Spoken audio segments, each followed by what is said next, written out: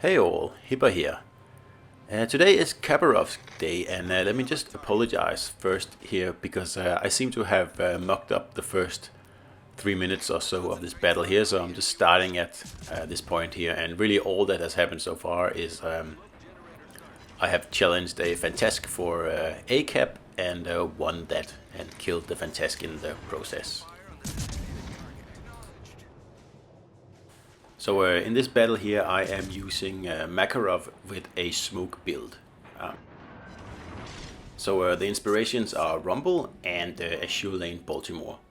So that's of course for extra range and extra rudder.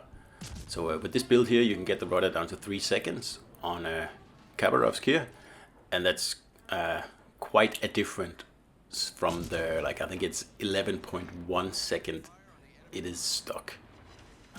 That's a lot for a destroyer, and I still think 3 seconds is a little bit too much, but it's still much better than 11 seconds, that's for sure.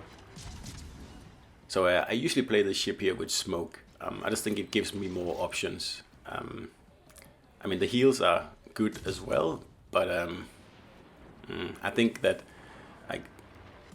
to be able to take a cap and hold it, you'll need some smoke.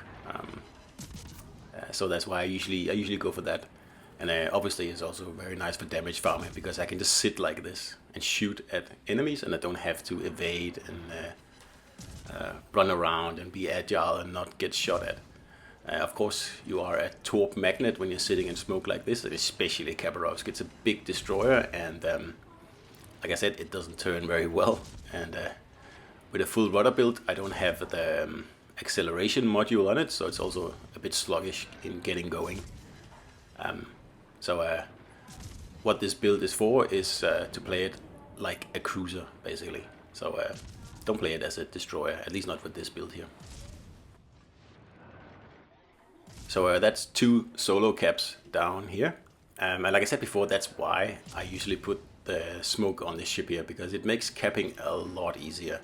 Because you don't have the concealment in this build here. I think you have 7.3 kilometers. You can see it up there in the corner, and I mean that's nearly double of what most other destroyers have, or at least 3 kilometers more. So you're going to get spotted no matter what you do with this build. So this build is all about like agility and like you have to play smart with this. You cannot just barge into a cap and rely on your concealment to bail you out, because that's not going to happen. And of course, sometimes I get taken by surprise by a destroyer because they always outspot me, and that's why the smoke is important with this build here.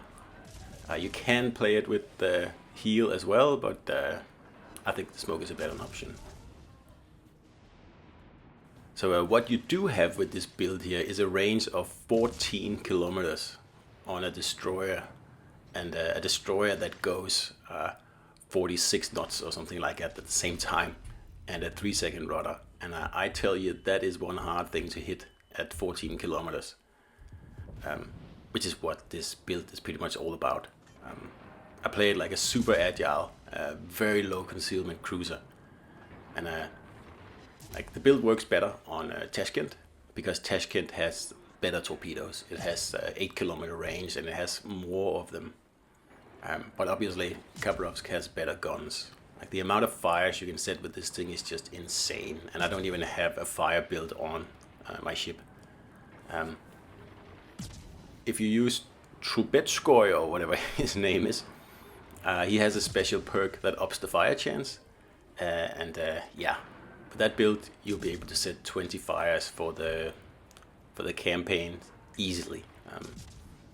Just stay at range and pound the enemies with the HE, and yeah, you'll set a fire, and you'll set 20 fires in a few attempts for sure. Now I don't really mind the fire chance on the stock destroyer here. It doesn't really bother me. I think it's fine the way it is. So that's why I go with Makarov, because he gives me all the cruiser goodies like Ingenious here, and all that stuff I need for this playstyle here. And I think it works better than setting this thing up as a destroyer. If you want to play a destroyer, there are much better options. Of course, the problem is that you take up a destroyer slot with this ship here. And I mean, that is kind of a challenge. Not because of the Makarov build, but because it's hard to play Khabarovsk as other destroyers. I mean, the concealment is just not there, and it's not the best stealth torpor either. It's a decent gunboat for sure, but yeah, it is a something of a a middle thing between a cruiser, light cruiser, and a destroyer.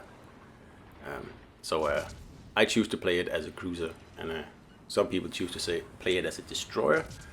I don't think that works out very well. I think there are much better options for that. Like play the Shimakaze instead if you want to play a great destroyer. Makes a lot more sense to me.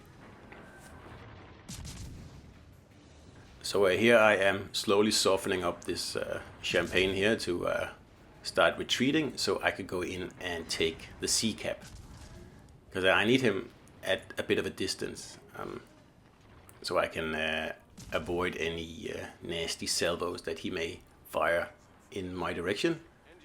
And as you can see, A and B are quite safe. There seems to be 2 enemy ships down there somewhere, but they're not really doing anything. They're not even spotted. So I'm going to take the opportunity to grab sea cap here, and that should pretty much secure us the victory here, unless things go absolutely pear-shaped. But 400 points ahead with all 3 caps, it's hard to see how it could go wrong. But of course, I've said that before. So here is why I have an agile build on this ship here, so I can just avoid a whole salvo there, and this champagne here just wasted pretty much its only salvo it was ever going to get off. And yeah, that's the bread and butter of this ship. And then we have a nasty Wichita here, so we'll just do a tight spread and a wide spread to see if we can pick him off. So as you can see, I never slow down in the ship here, only if I'm sitting in smoke, because speed is of the essence. And there goes the Wichita, and that's why I didn't slow down. I had no interest in taking on that Wichita there, because I surprised him, and I wanted to get off my torps in, well, in the surprise.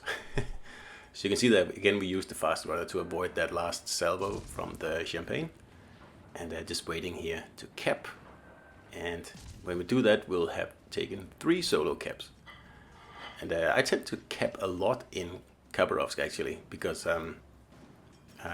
other destroyers just run away if you barge into a cap, and they see you, and they know for certain that you can outgun them very, very easily.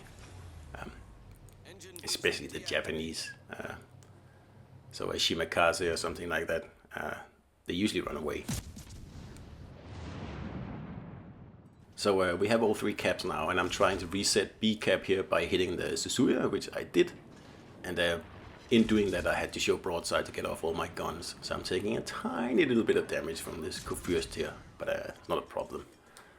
So to dissuade him, we'll just smoke up, and that should pretty much take care of this battle here. Unfortunately, he's going to disappear because I'm the one spotting him, and since I smoke up, then obviously no one's spotting him anymore. So I was hoping to get in like 20-30k of damage here, just setting him on fire. But without anyone spotting, unfortunately, I will have to forego that. But 150 is still a very decent result for Khabarovsk. As you can see, 10 fires, and I didn't really try very hard for fires in this game here. I don't even have a fire build. So like I said before, 20 is a reasonable expectation if you have a lot of battleships.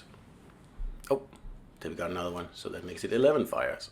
And another one again, so that makes it 12 fires. Well, you get the point. So that's the high caliber there, and that's the end of the battle. And I love Khabarovsk. I slightly prefer Tashkent, but they are both great destroyers. My absolute favorite destroyers. So I hope you enjoyed this video here, and give the build a try, and I'll see you out there.